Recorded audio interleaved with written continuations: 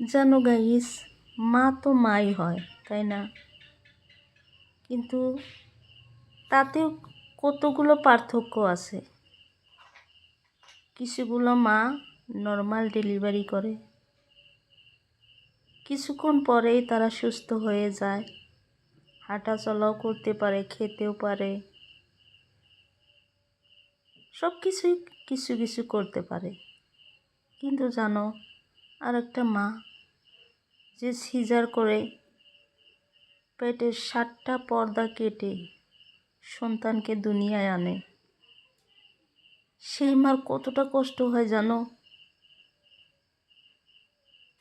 না ঘুমোতে পারে ভালোভাবে, না কিছু খেতে পারে, না সন্তানটাকে কোলে নিয়ে একটু আদর করতে পারে।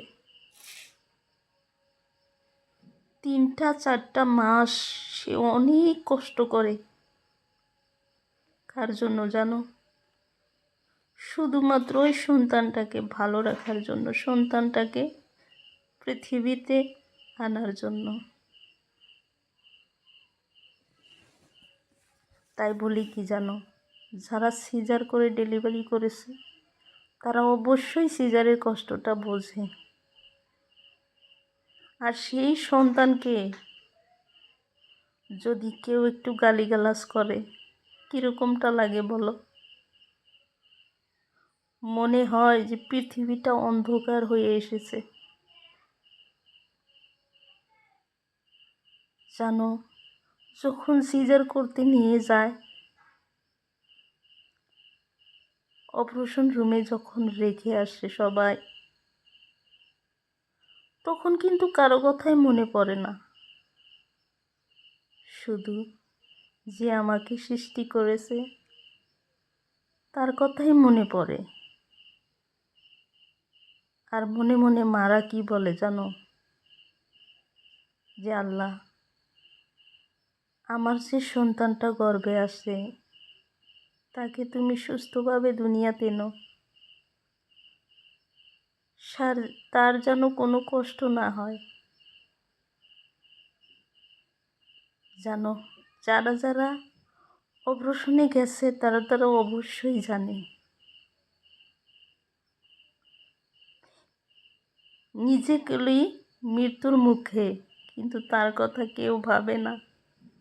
সে মা সন্তানের কথা ভাবে।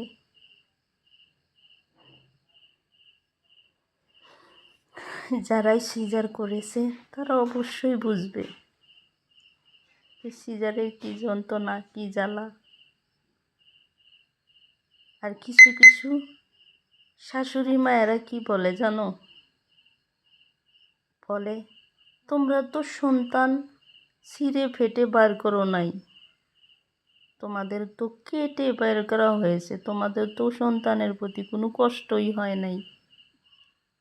জানো, তখন এতটাই খারাপ লাগে, এতটাই খারাপ লাগে যে যা ভাষা দিয়ে বোঝানো যায় না। আরও কিছু কিছু মানুষ বলে যে সিজার করে হলে নাকি সন্তানের প্রতি, মায়ের প্রতি একটু দরদ কম থাকে। বলো গাইস, এতটা কষ্ট করার পরও কোনো মা তার সন্তানকে কম ভালোবাসবে? কখনো না। মা তো মাই হয়, মার কোনো তুলনা হয় না। মা নিজে না খেয়ে সন্তানকে খাওয়ায়, নিজে ভিজা জায়গায় ঘুমায় কিন্তু সন্তানকে শুকনো জায়গায় ঘুমায়।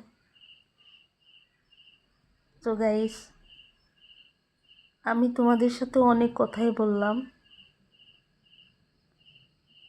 জানি না তোমাদের কীরকম লাগবে, কিন্তু এটাই বাস্তবতা। জানোই তো, শাশুড়ি মাদের কথা একটুতেই একটু গোটা দিবেই। তো পরবর্তী ভিডিও